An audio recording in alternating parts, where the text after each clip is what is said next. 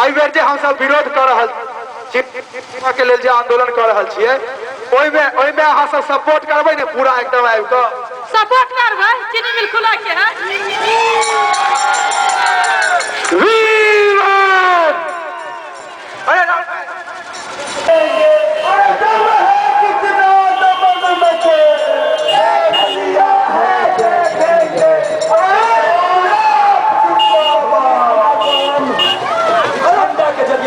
चाहते हैं कि बाबू 2005 में ठका लिया 2010 में ठका लिया है 15 में ठका लिया है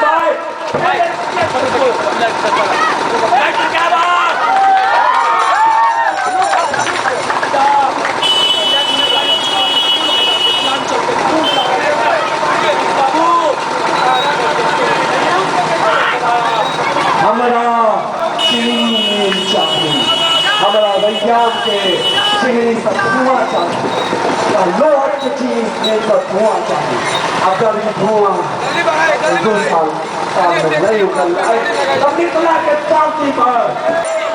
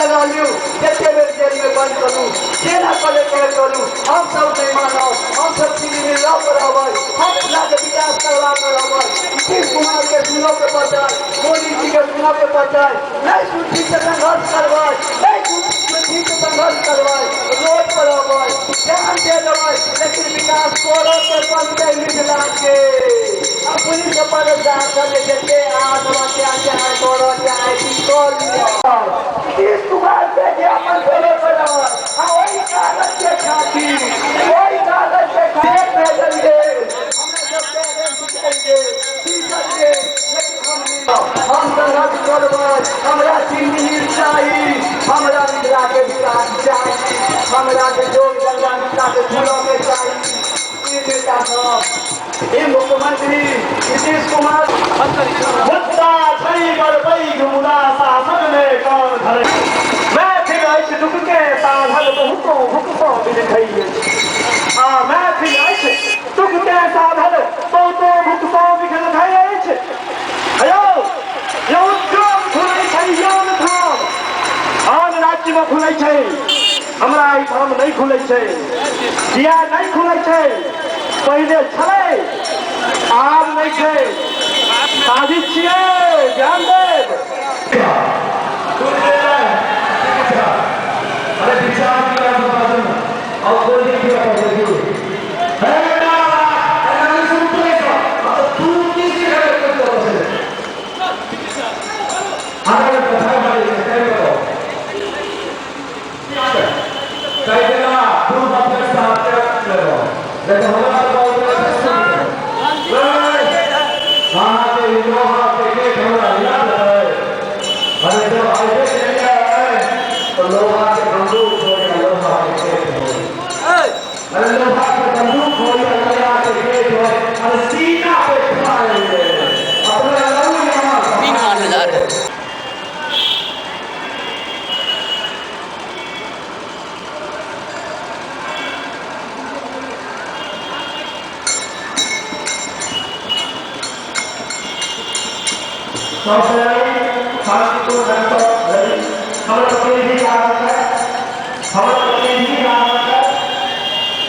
जाके डीएम साहब के पास यहाँ बैठा दीजिए, फिर वार्ता करिए।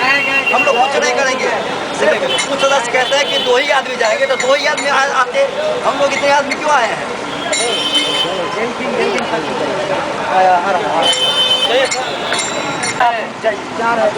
गया प्रतिनिधि मेरा गया, जाइए। चलो ठीक है, हम कहिए ना जी सब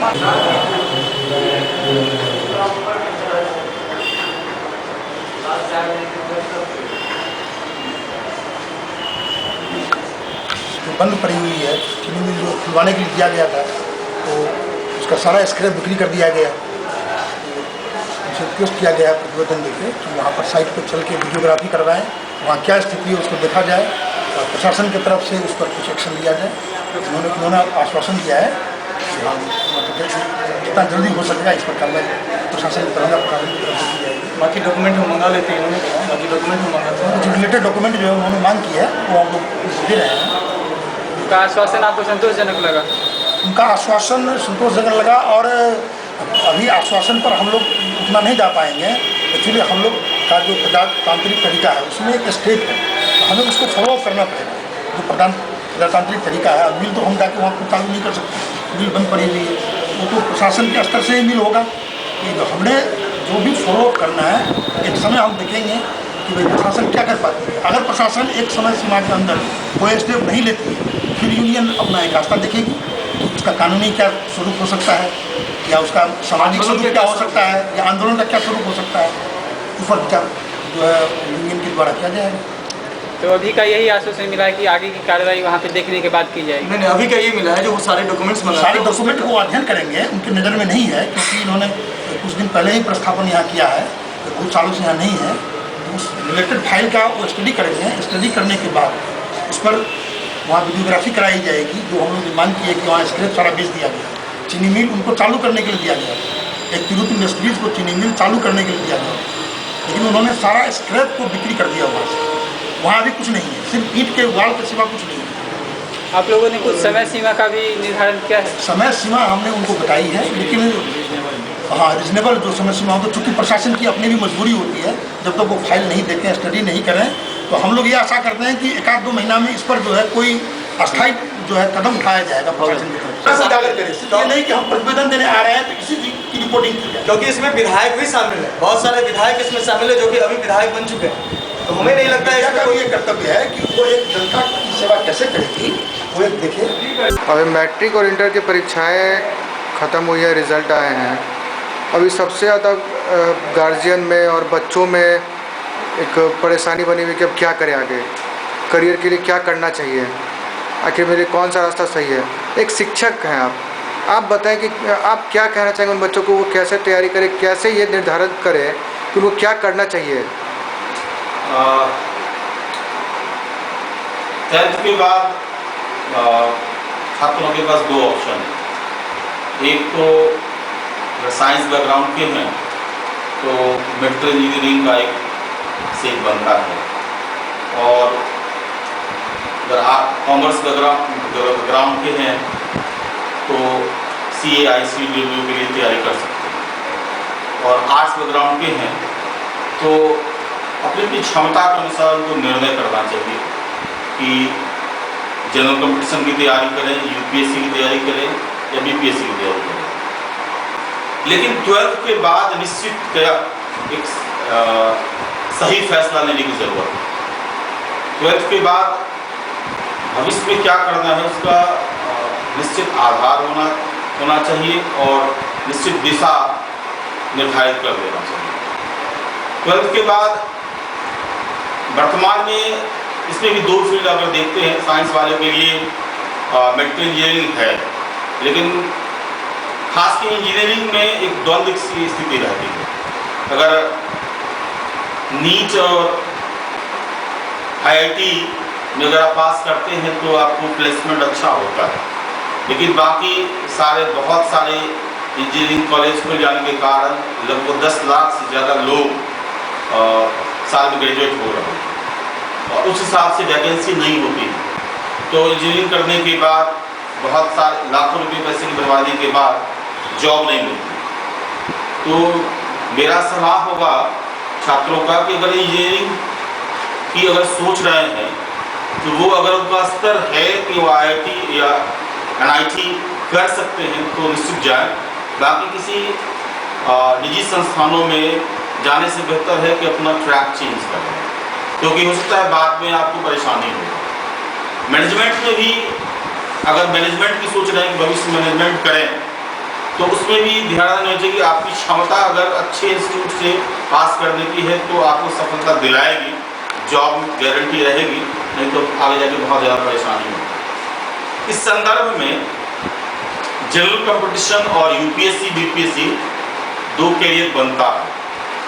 जनरल कंपटीशन जो है वो अगर आप 8 से 12 महीने लगन से दृढ़तापूर्वक तैयारी करें तो 12th बेस पर भी कई कंपटीशन निकाले जा सकते हैं, खासकर कलर के कैटेगरी पर। और ग्रेजुएशन के बाद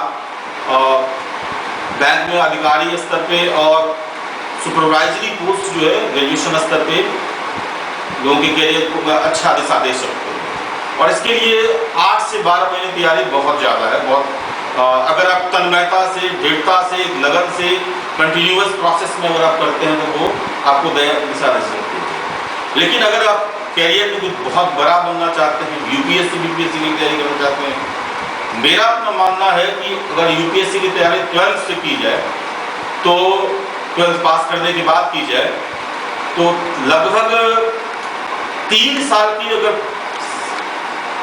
दृढ़ निश्चय से कंटिन्यूअस तैयारी हो तो ग्रेजुएशन के बाद निश्चिततः पहले अटेम्प्ट में सफलता मिल सकती है। और अगर UPSC और BPSC कैरियर बनाना है तो उसको 12th से पास करने के बाद ही तैयारी शुरू करनी चाहिए। होता ये है कि लोग ग्रेजुएशन के बाद तैयारी शुरू करते हैं और क्योंकि इन प्रशासनिक अधिकारियों की तैयारी में हर समय सफलता की गारंटी नहीं होती है, तो ग्रेजुएशन के बाद 2 साल की तैयारी करने के बाद फिर जॉब न होने की समस्या के कारण चिंता से ग्रस्त होकर के न इधर के रहते न उधर के रहते हैं।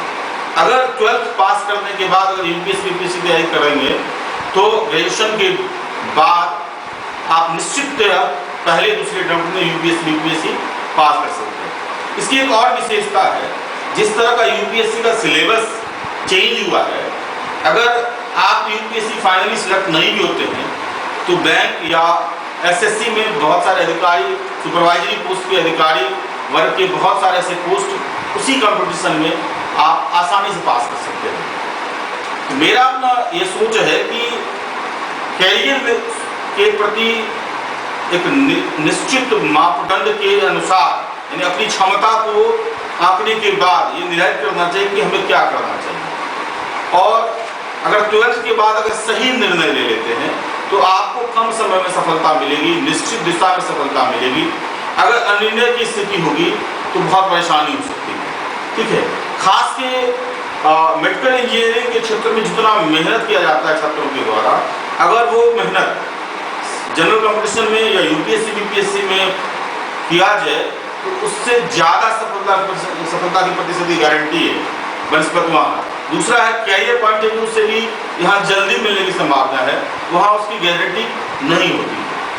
तो लेकिन इसमें छात्रों को सही मार्गदर्शन की जरूरत है, क्योंकि 10th पास करने के बाद या 12th पास करने के बाद उनकी बौद्धिक क्षमता इतनी नहीं होती है वो खुद निर्णय ले सके। टीचर भी हर एक टीचर कैरियर काउंसलिंग के संदर्भ को सही से नहीं समझा पाते हैं, क्योंकि अधिकतर टीचर जो है सो व्यावसायिकता से जुड़े होने के कारण अगर उनको लगता है कि अगर हम अपने क्षेत्र में कुछ फायदा हो रहा है तब तो समझाते हैं, नहीं तो सही कैरियर काउंसलिंग नहीं कर पाते हैं। गार्जियन भी उस तरह से कैरियर काउंसलिंग नहीं कर पाते हैं, वो आसपास के माहौल में के आधार पर अपने छात्रों अपने पुत्रों को या पुत्रियों को सलाह देते हैं। इस बीच में देखा गया है खासकर UPSC BPSC में लड़कियों की सफलता बहुत तीव्र गति से बढ़ी। पिछले कुछ वर्षों से UPSC में टॉपर्स में सिर्फ लड़कियां आ रही, और वैसे भी 10th 12th का रिजल्ट दिखाता है कि लड़कियां ज्यादा पास कर रही हैं, लड़कियां उच्च स्तर को प्राप्त कर रही हैं, टॉप रैंकर्स लड़कियां ही हो रही हैं। इसका मतलब है लड़कियों में इसके प्रति जागरूकता बढ़ी। दिक्कत ये है कि बिहार में वो जागरूकता दिखाई नहीं दे रही। बिहार के छात्रों में वो समझ विकसित नहीं हो रही है कि हम भी यहाँ रहकर एक बड़ा कैरियर बना सकते हैं। उसको बनाने के लिए एक तो गार्जियन का सहयोग चाहिए, दूसरा उसका सही कैरियर काउंसलिंग होना चाहिए, उसके अभिरुचि के अनुसार, उसकी क्षमताओं के अनुसार, उसकी सोच के अनुसार, उसकी कल्पना के अनुसार उसको समझाने की जरूरत है कि उसको उसके लिए क्या बेहतर है। अगर वो ये समझ जाएगा कि हमारे लिए क्या बेहतर है और अगर उस रास्ते के प्रति दृढ़ संकल्प होकर आगे बढ़ेगा तो निश्चित सफलता मिलेगी।